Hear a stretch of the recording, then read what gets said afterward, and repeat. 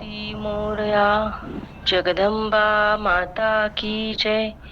सद्गुरुनाथ महाराज की जय. अवधूत चिंतन श्री गुरुदेव दत्त.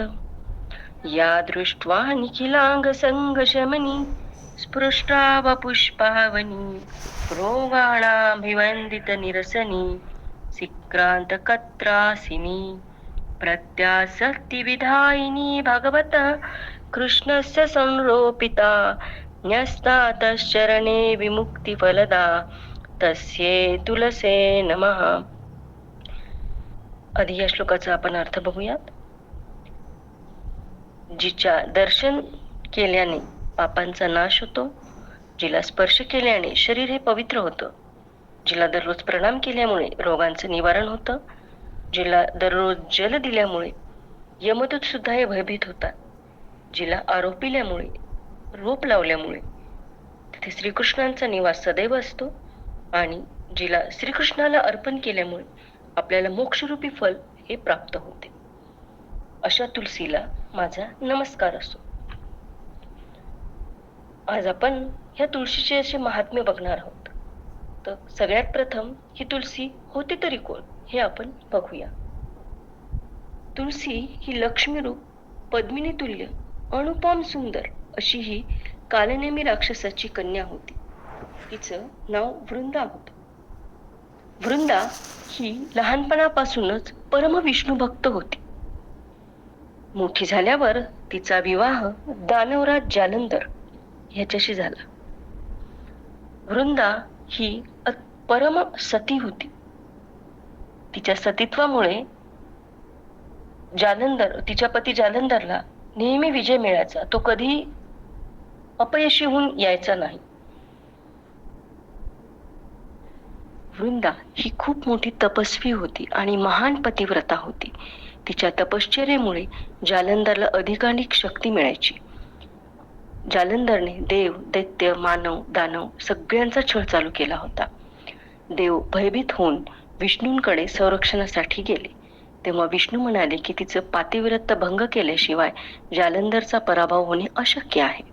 जेव्हा जालंधर हा युद्धाला गेलेला होता तेव्हा त्याच्या अनुपस्थितीमध्ये विष्णूने जालंधरचा वेश घेऊन वृंदाच्या महाली आला. वृंदा तेव्हा अनुष्ठानाला बसलेली होती.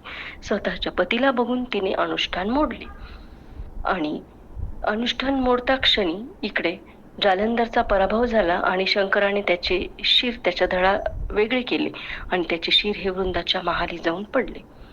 वृंदाला हा सगळा छल कपट कळाला की आपली ही फसवणूक झालेली आहे.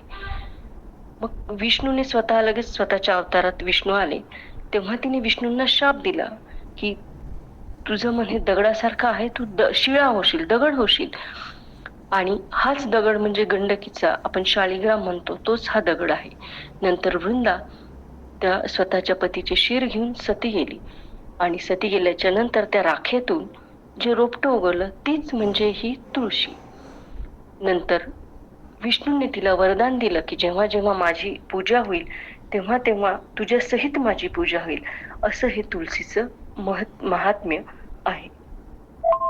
तुळशीला हिंदू धर्मामध्ये अतिशय पूजनीय आणि पवित्र मानले जाते. धार्मिक, आध्यात्मिक, आयुर्वेदिक आणि वैज्ञानिक अशा अनेक दृष्टीने तिचे खूप मोठे महत्व आहे.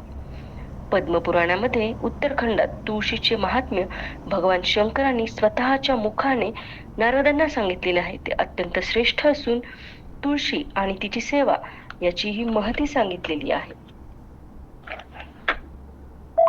महाप्रसाद जननी सर्व सौभाग्यवर्धिनी आदिव्याधी हरे नित्यम तुलसी त्वम नमस्तुते. तुलसीची रोज पूजा केल्याने सुवासिनींना स्वतःचं सौभाग्य प्राप्त होतं. तसंच तुलसी दल विरहित विष्णू राहे उपवासी. विष्णूला जेव्हा जेव्हा आपण नैवेद्य दाखवतो, तुलसीचे दल जर आपण त्या नैवेद्यावर ठेवले नाही तर ते भगवान विष्णूला अर्पण होत नाही. ही अशी तुळशीची महिमा आहे. स्त्री पुरुष दोघे जण करीती तुलसीचे पूजन एकचित्ते करुणी त्यांचे फिटे वांझपण सांग वेदव्यास. त्याचप्रमाणे जे तुलसीचे घाले उदक त्या प्राणियांची कैसे दुःख सदा सर्व काळ पावत सुख तुलसी पूजने. जो करी तुलसेची पूजा, भक्तिभावे गरुडध्वजा, कृष्ण म्हणे केवळ भक्त माझा, अतिप्रीती होय. तुलसी वृंदावन हे ज्यांची अंगणी असते, प्रातःकाळी दर्शन घडते नित्यनेमाने, त्यांचे पातक दूर होते, असे तुळशीच्या महात्म्यात सांगितलेले आहे. तुलसीच्या मुळामध्ये ब्रह्माजी, मध्यभागी जनार्दन आणि मंजिरीमध्ये रुद्रदेव यांचा निवास असतो, असे पद्मपुराणामध्ये सांगितलेले आहे. त्याचप्रमाणे जर तुळशीचे झाड हे जर वाळले तर त्याला कचरा म्हणून तुम्ही फेकू नका. तुळशीचे जे काष्ठ आहे त्याच्यावर कापूस लावून जर दीप लावले तर 10,000 करोड दीपदान याचे आपल्याला फळ मिळते. तसेच त्याच्या लाकडांवर नैवेद्य शिजवला आणि तो श्रीकृष्णाला अर्पण केला तर मेरू पर्वतासम अन्नदानाचे पुण्य मिळते. म्हणून तुळशीचे वाळलेले खोड हे तुम्ही कचरा म्हणून फेकू नका. त्याचप्रमाणे तुळशीचे काष्ठ हे धूप स्वरूपात लावले तर 100 यज्ञ अनुष्ठानाचे आपल्याला पुण्य मिळते किंवा 100 गोदान केल्याचे पुण्य मिळते. आरोपिते तरो तापम पापम च त्रिविधा तापम तुलस्या नाश मायाती तदुत्पत्ती पुनर्नही. म्हणजेच काय, त्रिविध पाप आणि त्रिविध ताप. त्रिविध पाप कुठले? कायिक, वाचिक, मानसिक. आणि त्रिविध ताप दैविक आणि भौतिक. हे केवळ तुलसी पूजनेने आपण ह्या पापातून मुक्त होतो. तुलसीचे महात्म्य हे गरुड पुराण, स्कंद पुराण, पद्मपुराण, हरिविजय, भागवत ह्या सगळ्यांमध्ये सांगितलेले आहे. त्यातलीच एक आपण एक कथा बघूया. सत्यभामा. हो, सत्यभामेनी स्वतःच्या अहंकारामुळे नारदाला श्रीकृष्णाला दान करून टाकले होते. सगळ्यांनी याचना केल्यावर नारद म्हणाला की कृष्णाच्या भारा इतके मला सुवर्ण दान द्या, तर मग मी कृष्णाला तुम्हाला वापस देतो. मग सगळ्यांनी द्वारकेतल्यांनी सोनं एका पारड्यात बसवलं श्रीकृष्णाला आणि दुसऱ्या पारड्यामध्ये 16 सहस्त्र त्याच्या पत्नी सगळ्यांनी सोनं आणून त्या पारड्यात टाकू लागले.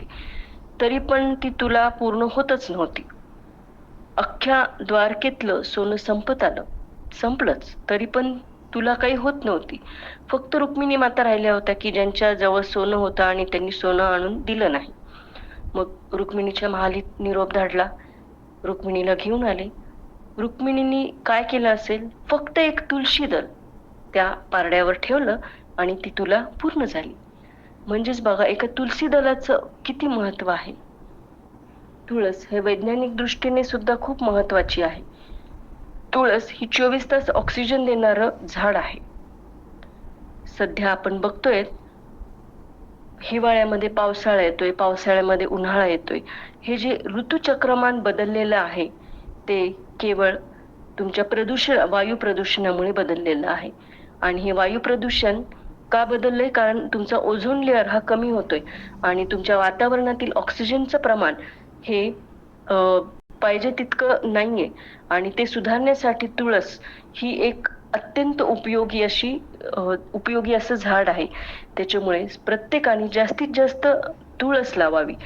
आधीच्या काळी अंगण मोठे मोठे होते, मोठे मोठे आश्रम होते, त्याच्यामुळे त्यामध्ये तुळशीचे बगीचेच होते. त्याच्यामुळे तिथलं वातावरण अगदी ताजतवानं आणि तुमच्या प्रदूषण विरहित राहायचं.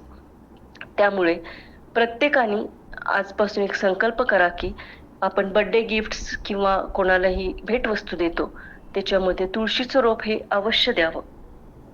वारकरी संप्रदायात तुळशीला अनन्यसाधारण महत्व आहे. वारी आषाढी असो वा कार्तिकी, भक्तगण अखंड नामस्मरण करत या हरिप्रिय तुळशीला डोक्यावर घेऊन नाचत असतात. आहा, काय दृश्य असतं ते. या वारीत लाखो भाविकांच्या मस्तकावर तुळसी विराजमान झालेली दिसते. तुळस ही कृष्ण सखी असल्याने ती पांडुरंगाचीही ती सखीच आहे. तुलसी विने ज्याचे घर ते तव जाणावे अघोर, तेथे वसती यमकिंकर आज्ञा आहे म्हणून. तुलसी वृंदावन ज्याचे घरी त्यासी प्रसन्न श्रीहरी. तुलसी वृंदावन जे करीती प्रदक्षिणा जन्म मरण नाही नामा म्हणे. तुळशीची सेवा करताना एकनाथ महाराज सांगतात, अरे बाबांनो, जर देवाला आपलेसे करायचे असेल तर यज्ञ याच्या भानगडीत तुम्ही पडू नका. यज्ञ केल्याची पुण्य जर तुम्हाला पदरात पाडून घ्यायचे असेल तर केवळ तुम्ही तुळशीचे पूजन करा. त्रैलोक्य असे तुलसी जवळी, 88 सहस्त्र ऋषींचा मेळा, साधू संतांसहित गोपाळा, तुलसी सान्निध्ये. तुळशीचे पान एका त्रैलोक्या समान, उठून या प्रातकाळी, वंदी तुळशी माऊली. मुनीचे मनोरथ पुरती, हेच सत्य, तुळशीचे चरण शरण एक जनार्दनी.